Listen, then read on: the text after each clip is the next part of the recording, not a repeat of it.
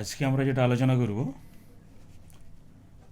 ভারতীয় জলবায়ুতে মৌসুমি বৃষ্টিপাতের প্রভাব। আচ্ছা, তার আগে আমরা একটু বলে দিই, এর আগে আমরা যেটা আলোচনা করেছি ভারতের জলবায়ু দ্বিতীয় পর্ব, এটা দেখে নাও। মৌসুমি বায়ু ও ভারতের ঋতু বৈচিত্র্য, আমরা এটা এই গ্রীষ্মকাল, বর্ষাকাল, শরৎকাল, শীতকাল এই চারটা ঋতু ভাগ করে আলোচনা করেছি। আর গ্রীষ্মকাল আলোচনা করেছি গ্রীষ্মকালীন উষ্ণতা, গ্রীষ্মকালীন বৃষ্টিপাত। বর্ষাকাল বা যেটাকে আমরা বলছি মৌসুমি বায়ুর আগমনকাল, সেখানে আলোচনা করেছি ওই বর্ষাকালীন উষ্ণতা, বর্ষাকালীন বৃষ্টিপাত। শরৎকাল বা মৌসুমি বায়ু যেটা প্রত্যাবর্তনকাল, শরৎকালীন উষ্ণতা, শরৎকালীন বৃষ্টিপাত। আর শীতকাল, এটা শীতকালীন উষ্ণতা, শীতকালীন বৃষ্টিপাত। তাহলে আজকে আলোচনা করব মৌসুমি বৃষ্টিপাতের প্রভাব।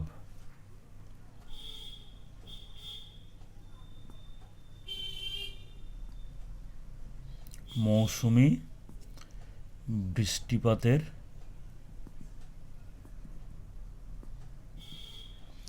প্রভাব।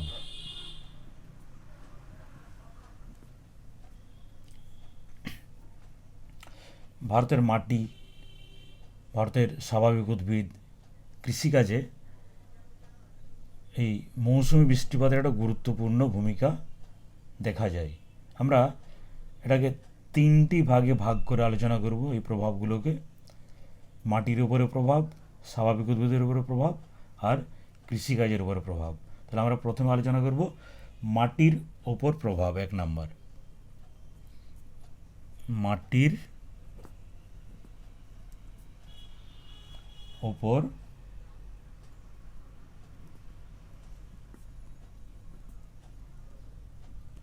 প্রভাব। তাহলে ক প্রথম হচ্ছে পলি মাটি। যেটা দেখো যে বিপুল যে বৃষ্টিপাত, এই বিপুল বৃষ্টিপাতের জন্য আমাদের যে জলাধারগুলো আছে, হিমালয় ক্ষয় করে এই পাদদেশীয় বিস্তীর্ণ অঞ্চলে পলি, কাদা এগুলোকে সঞ্চয় করে। ফলে কি হয়? উর্বর পলিমাটি সৃষ্টি করে।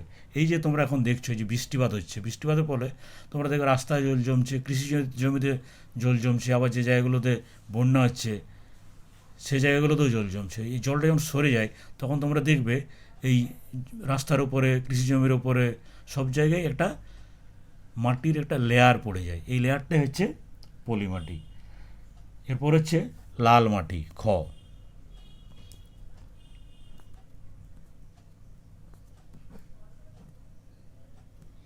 লাল মাটি। আচ্ছা, আমাদের এই ভারতের যে উপদ্বীপীয় মালভূমি অঞ্চল, তার দক্ষিণ পূর্ব দিকে, এই দক্ষিণ পূর্ব দিকে গ্রানাইট আর নিশিলায় বৃষ্টির জল গভীর যে আবহবিকার, এই আবহবিকারের দ্বারা লাল রঙের মাটি গঠন করে, যাকে আমরা বলছি লাল মাটি। এরপরে যে লেটেরাইট মাটি, লেটেরাইট মাটি।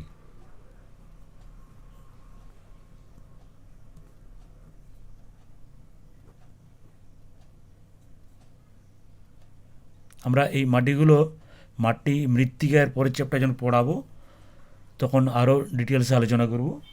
এই লেটেরাইট মাটি, এটা হচ্ছে পশ্চিমঘাট, পূর্বঘাট, মেঘালয়, ছোটনাগপুরে যে মালভূমি অঞ্চল, এগুলোতে কি এই বর্ষাকালে যখন বৃষ্টিপাত হয়, এই বৃষ্টিপাতের দ্বারা ধৌত প্রক্রিয়ায় ভূপৃষ্ঠের যে উপরের অংশটা, এই উপরের অংশের ক্ষারকীয় পদার্থগুলো নিচের স্তরে চলে যায়। ফলে কি হয়? এই শুষ্ক ঋতুতে উপরের স্তরে লোহার যে অক্সাইড, এগুলো জমাট বেঁধে লেটেরাইট মাটির সৃষ্টি হয়। এরপর হচ্ছে ঘ,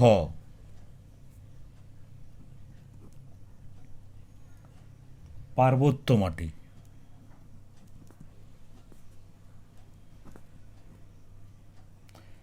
পার্বত্য মাটি, এই পার্বত্য মাটি যেমন হিমালয় পার্বত্য অঞ্চল, পশ্চিমঘাটের বনভূমি, এই এই জায়গাগুলোতে উদ্ভিদের পাতা, ফুল, লতা পাতা এগুলো মৌসুমি বৃষ্টির জলে পচে হিউমিক অ্যাসিড তৈরি হয় এবং পর্জল মাটি সৃষ্টি করে।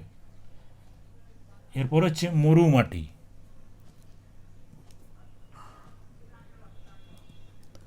মরু মাটি, মরুমাটি মানে মরুভূমি অঞ্চলের মাটি। মরু অঞ্চল, যে জায়গায় খুব কম বৃষ্টিপাত হয়, বার্ষিক বৃষ্টিপাতের পরিমাণ গড়ে 50 সেন্টিমিটারও কম। থর মরু সংলগ্ন অঞ্চল, অতি অল্প বৃষ্টি। এই জন্য কী হয়, জৈব পদার্থ এই জায়গাগুলোতে গঠিত হতে পারে না। তাই এই জায়গাগুলোতে অনুর্বর সিরোজেম বা মরুমাটির সৃষ্টি হয়।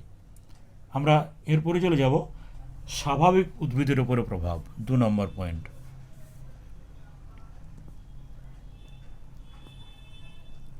স্বাভাবিক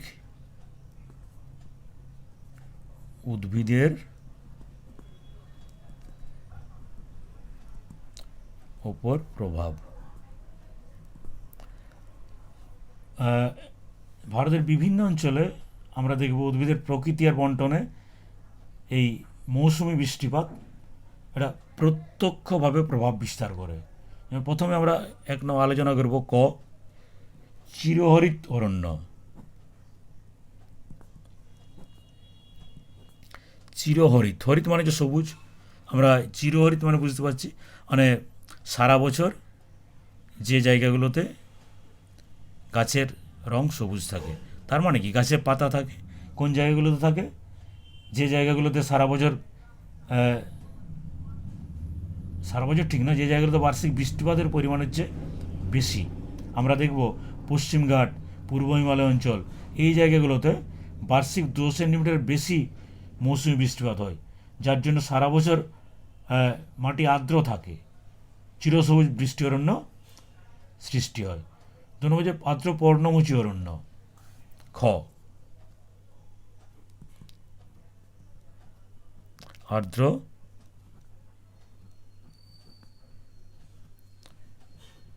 পর্ণমোচী অরণ্য।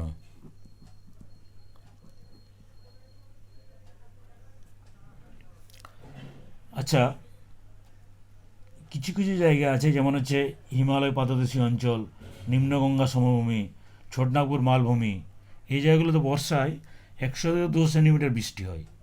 শুষ্ক শীতের জন্য শাল, সেগুন, এই যে পাতাঝরা গাছ, এই পাতাঝরা গাছ জন্মায়, যাকে বলছি আমরা পর্ণমোচী অরণ্য, আর্দ্র পর্ণমোচী।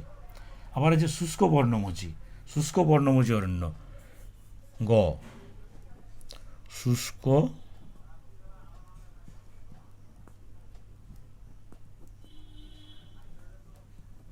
পর্ণমোচী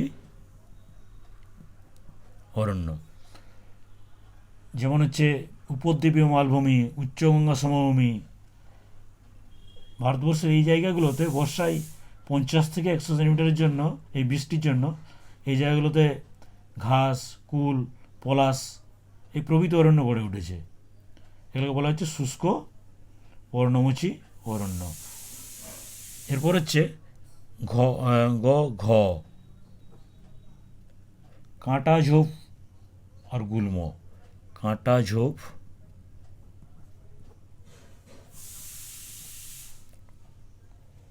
ও গুল্ম। থর মরুভূমির যে পার্শ্ববর্তী এলাকাগুলো, এই এলাকাগুলোতে দাক্ষিণাত্যের বৃষ্টিচ্ছা অঞ্চলে 25 থেকে 50 সেন্টিমিটার বৃষ্টিপাতের জন্য খয়ের, বাবলা, খেজুর এই গাছগুলো জন্মায়। এগুলোকে বলা হচ্ছে কাঁটা ঝোপ আর গুল্ম। আর আছে মরু উদ্ভিদ। মরু, মরুমাটি যেমন ছিল সেরকম মরু উদ্ভিদ। রাজস্থানের থর মরুভূমিতে, যেখানে বার্ষিক গড় বৃষ্টিপাতের পরিমাণ 50 সেন্টিমিটারও কম, এই কম বৃষ্টির জন্য বিভিন্ন জায়গায় ছড়িয়ে ছিটিয়ে বিভিন্ন কাঁটা ঝোপ বা ক্যাকটাস ঘাস এগুলো জন্মায়। এরপর 3 নম্বর আমরা আলোচনা করব কৃষিকাজের ওপর প্রভাব। কৃষিকাজের ওপর প্রভাব। এই মৌসুমি বৃষ্টিপাত প্রত্যক্ষ বা পরোক্ষভাবে কৃষি উন্নতি ঘটিয়ে কৃষি সমৃদ্ধ দেশে পরিণত করেছে ভারতবর্ষকে। তাহলে কোন কোন বা কী কী ফসলের চাষ হয় আমরা একটু দেখে নিই। প্রথমে আমরা আলোচনা করব খরিফ শস্য বা খারিফ শস্য। ক, খারিফ শস্য। খারিফ শস্য কোনগুলো? এই মৌসুমি বৃষ্টি অর্থাৎ বর্ষাকালে কৃষির প্রয়োজনীয় জল সরবরাহ করে আমন ধান, পাট, আখ, তামাক ইত্যাদি যে ফসলগুলো চাষ করা হয় সেগুলোকে বলা হচ্ছে খারিফ শস্য। অর্থাৎ এগুলো ওই মৌসুমি বৃষ্টিপাত অর্থাৎ বর্ষার বৃষ্টিপাতের উপরে এগুলো কিন্তু নির্ভরশীল। এরপর হচ্ছে খ, রবি শস্য বা রবি চাষ। রবি শস্য, এই রবি শস্য এগুলো হচ্ছে শীতকালীন শস্য। অর্থাৎ শীতকালীন শুষ্ক অবস্থায় গম, ডাল, আলু, তৈলবীজ ইত্যাদি রবি শস্য চাষ করা হয়। এরপর হচ্ছে ফসলের আঞ্চলিক বন্টন আমরা একটু আলোচনা করি। গ, ফসলের আঞ্চলিক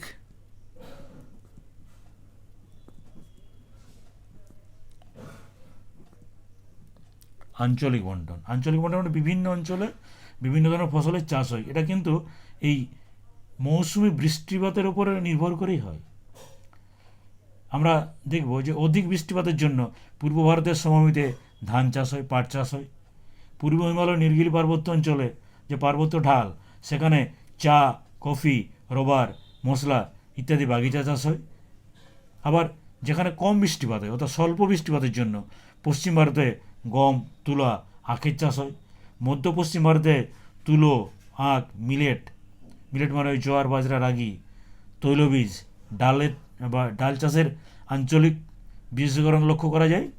আর 4 নম্বর আমরা লাস্ট আলোচনা ক, খ, ঘ, এরপর আমরা আলোচনা করব ঘ হচ্ছে অর্থকরী শস্য চাষ।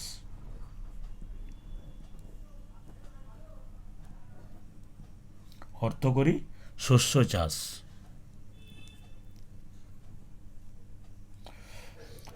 এই অর্থকরী শস্য চাষ এটা কিন্তু মৌসুমি বৃষ্টিপাতের জন্যই পাট, আখ, তুলো, চা, কফি, রবার, ফলমূল এই যে ফসলগুলো যেগুলোকে আমরা বলছি অর্থকরী ফসল, মানে যে ফসলগুলো চাষ করে বা চাষ করা রপ্তানি করে অর্থ উপার্জন করা যায়, এই চাষগুলো বৃদ্ধি পেয়ে একটা কৃষিভিত্তিক শিল্পের প্রসার ঘটে। আর লাস্ট আমরা যে পয়েন্টটা আলোচনা করব সেটা হচ্ছে কৃষির সাফল্য।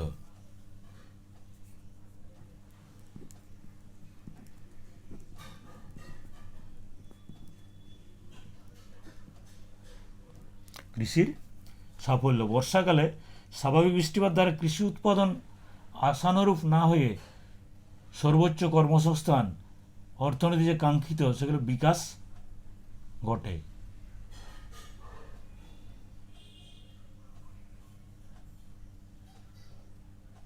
অর্থাৎ এই মৌসুমি বৃষ্টিপাত মানে বর্ষাকালীন বৃষ্টিপাত এটা যদি স্বাভাবিক হয় তাহলে কী হয়? তাহলে সর্বোচ্চ শস্য উৎপাদন ঘটে, অর্থনীতির বিকাশ ঘটে, কৃষির সাফল্য আমরা লক্ষ্য করি। কিন্তু যদি এই বর্ষাকালীন বৃষ্টিপাত না হয় অর্থাৎ খরা হয় কিংবা অতিবৃষ্টির জন্য যদি বন্যা হয় তাহলে কী হয়? তাহলে কৃষিকাজ বিপর্যস্ত হয়। হ্যাঁ, যেমন আমরা এখন দেখছি এই যে অতিবৃষ্টি এই সময় কৃষকেরা কী করেছে? ওই বীজতলায় ধানের যে জমি তৈরি করার জন্য বীজ রোপণ করেছে। আর এই অতিবৃষ্টির জন্য কী হচ্ছে? সেখানে বীজ একটা নষ্ট হয়ে যাওয়ার সম্ভাবনা দেখা দিয়েছে। তাহলে আমরা এই আজকে আলোচনা করলাম মৌসুমি বৃষ্টিপাতের প্রভাব। এখান থেকে প্রশ্নটা হবে যে ভারতের ওপরে মৌসুমি বৃষ্টিপাতের প্রভাব আলোচনা করে। 5 নম্বরের প্রশ্ন, 3টে পয়েন্ট আলোচনা করে ওই পুরোটাই আলোচনা করলেই হবে। আমরা এরপর তাহলে দেখে নিই এই যে চ্যাপ্টারটা আমরা আলোচনা করলাম 3 দিন ধরে, প্রথম পর্ব, দ্বিতীয় পর্ব, তৃতীয় পর্ব, 3টা পর্বে ভাগ করে এই 3টা পর্ব থেকে কী কী প্রশ্ন আসতে পারে। আগে 5 নম্বর প্রশ্ন বলি। 5 নম্বর প্রশ্নগুলো করা থাকলেই কিন্তু আমরা 3 নম্বর প্রশ্ন, 2 নম্বর প্রশ্ন এগুলো কিন্তু করতে পারবো। প্রথম আমরা যেটা আলোচনা করেছি প্রশ্নটা সেটা হচ্ছে ভারতের জলবায়ুর বৈচিত্র্য। এখান থেকে প্রশ্নটা আসবে যে ভারতের জলবায়ুর বৈচিত্র্যগুলি আলোচনা করো। 1 নম্বর প্রশ্ন, ভারতের জলবায়ুর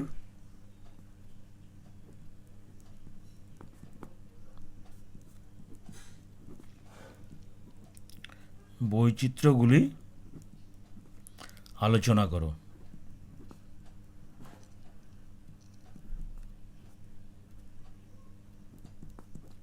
5 নম্বর প্রশ্ন, 2 নম্বর হচ্ছে কোন কোন বিষয় ভারতের জলবায়ুকে নিয়ন্ত্রণ করে, বা ভারতের জলবায়ুর নিয়ন্ত্রক সমূহ আলোচনা করো। ভারতের জলবায়ুর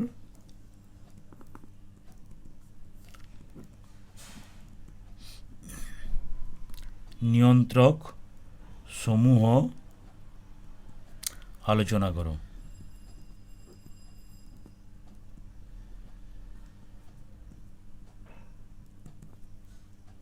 এটা 5 নম্বর প্রশ্ন। 4 নম্বর হচ্ছে 4 নম্বর প্রশ্ন,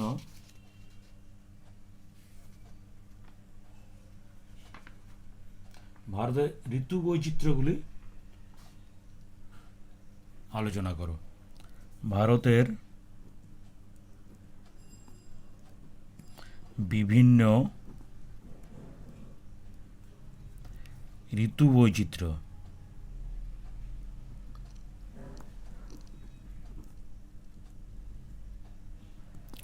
সংক্ষেপে আলোচনা করো।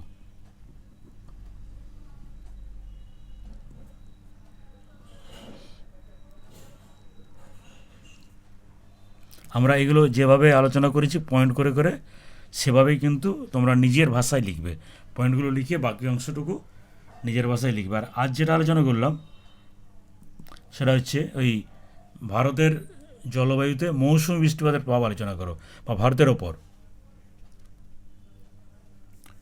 ভারতের জলবায়ুতে বা ভারতের ওপর ভারতের মৌসুমি বৃষ্টিপাতের প্রভাব, ভারতের অর্থনীতিতে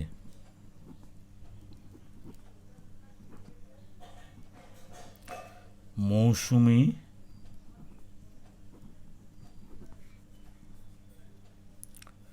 বৃষ্টিপাতের প্রভাব আলোচনা করো।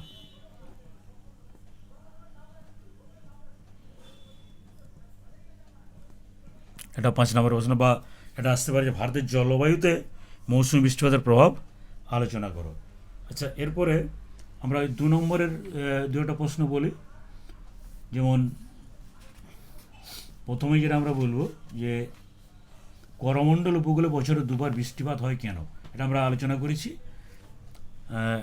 2 নম্বর প্রশ্ন, এটা 1, করমণ্ডল উপকূলে বছরে 2বার বৃষ্টিপাত হয় কেন। করমণ্ডল উপকূলে বছরে 2বার বৃষ্টিপাত হয় কেন, এটা হচ্ছে 2 নম্বর প্রশ্ন। এটা শুনে নাও ভালো করে, যে তামিলনাড়ু উপকূলে বর্ষাকালে মৌসুমি বায়ু আগমনের সময়, অর্থাৎ ওই জুন, জুলাই, আগস্ট, সেপ্টেম্বর, এই দক্ষিণ পশ্চিম মৌসুমি বায়ুতে বছরের প্রথম বৃষ্টিপাত হয়। তাহলে এই হচ্ছে একবার বৃষ্টিপাত হলো। আবার এরপর শীতকালে, যেমন অক্টোবর নভেম্বর মাসে প্রত্যাবর্তনকারী উত্তর পূর্ব মৌসুমি বায়ু বঙ্গোপসাগরের জলভাগ যখন অতিক্রম করে, তখন কী হয়, ওই বঙ্গোপসাগরের ওপর থেকে জলীয় বাষ্প সংগ্রহ করে ফেরেল সূত্র অনুসারে ডান দিকে বেঁকে করমণ্ডল উপকূলের দিকে বেঁকে পূর্বাভার পর্বতে বাধা পেয়ে বৃষ্টিপাত ঘটায়। আচ্ছা, আরেকটা বলি, 2 নম্বর প্রশ্ন, এই মৌসুমিরাম চেরাপুঞ্জি অঞ্চলে প্রবল বৃষ্টিপাত হয় কেন। 2 নম্বর,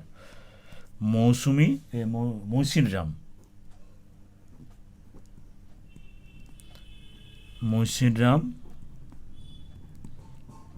চেরাপুঞ্জি অঞ্চলে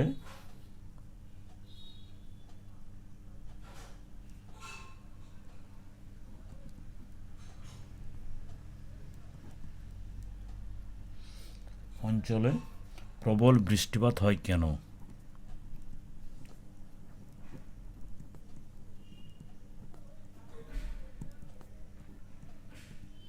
আমরা পড়ানোর সময় আলোচনা করেছি যে চেরাপুঞ্জির মৌসিরাম, সেখানে ভারতের না, পৃথিবীর সব থেকে বেশি বৃষ্টিপাত হয়। বার্ষিক গড় বৃষ্টিপাতের পরিমাণ আমরা বলেছি 1250। হ্যাঁ, এর আগে আরও বেশি হতো, 1392 সেন্টিমিটার বৃষ্টিপাত হতো। আমরা একটু আলোচনা করে নিই এখানে এই প্রবল বৃষ্টিপাত কেন হয়। বর্ষাকালে দক্ষিণ পশ্চিম মৌসুমী বায়ু, যেটা বঙ্গোপসাগরীয় শাখা, প্রচুর পরিমাণে জলীয় বাষ্প নিয়ে মেঘালয় মালভূমির দক্ষিণ ঢালে বাধা পায়। ওই বঙ্গোপসাগর থেকে জলীয় বাষ্প সংগ্রহ করে নিয়ে এসে মেঘালয় মালভূমির দক্ষিণ ঢালে বাধা পায়। এরপরে ওই খাসি পাহাড়ের দক্ষিণে, উত্তর দক্ষিণে বিস্তৃত ফানেলের মতো সুগভীর যে উপত্যকা, এই উপত্যকায় প্রবেশ করে এটা আটকে পড়ে। এই খাসি পাহাড়ে বাধা পেয়ে হঠাৎ ঊর্ধ্বমুখী হয় এবং বিশ্বের সবথেকে বেশি বৃষ্টিপাত হয়। এটা বলে যে সর্বাধিক জায়গায় আমরা শৈলোৎক্ষেপ বৃষ্টি হয়। শৈলোৎক্ষেপ কেন বলছি? আমরা বৃষ্টিপাত পড়ার সময় পড়েছি যে পর্বতে বাধা পেয়ে, শৈল অর্থাৎ পাহাড় বা পর্বতে বাধা পেয়ে বৃষ্টিপাত বা বৃষ্টি হয় বলে একে বলা হচ্ছে শৈলোৎক্ষেপ বৃষ্টিপাত। আর একটা ছোটো প্রশ্ন আমরা আলোচনা করি যে লু কাকে বলে? লু বলতে কি বোঝো?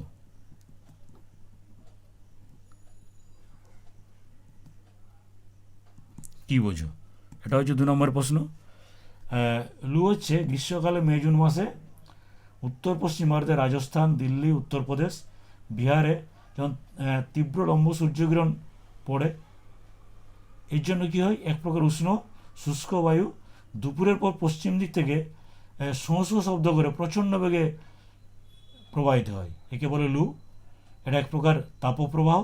উষ্ণতা হচ্ছে 45 থেকে 50 ডিগ্রি সেন্টিগ্রেড বা সেলসিয়াস। প্রতি বছর বহু মানুষ, গবাদি পশু এই লু বায়ুর দ্বারা আক্রান্ত হয়।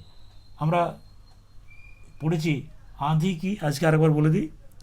4 নম্বর, আঁধি কি? আঁধি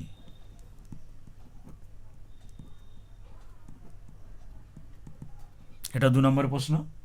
আঁধি হচ্ছে গ্রীষ্মকালে মে জুন মাসে রাজস্থানের মরুসংলগ্ন যে জায়গাগুলো, এই জায়গাগুলোতে বিকালে একটা প্রবল ঘূর্ণিঝড় সৃষ্টি হয়, তাকে স্থানীয় ভাষায় বলে আঁধি। এর গতিবেগ 50 থেকে 60 কিলোমিটার প্রতি ঘন্টা। এতে মেঘ সৃষ্টি হয়, বৃষ্টি হয় না, মেঘ সৃষ্টি হয় কিন্তু এতে বৃষ্টি হয় না। প্রচুর ধুলো ওড়ে, উষ্ণতা কিছুটা কমে যায়। আর আমাদের পশ্চিমবঙ্গে কালবৈশাখী হয়, সেটা একটু বলে নিই। কালবৈশাখী কি? 4-5।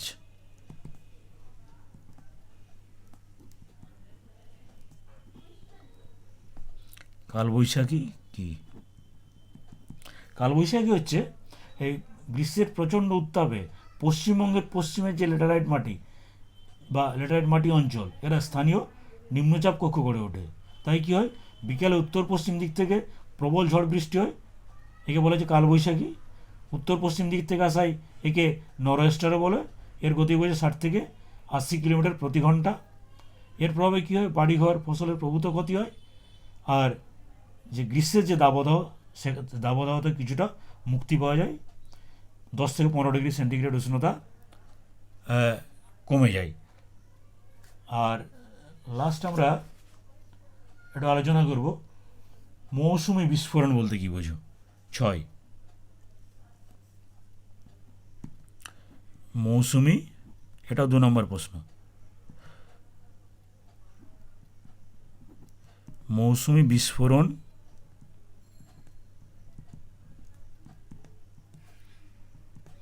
বলতে কি বোঝো?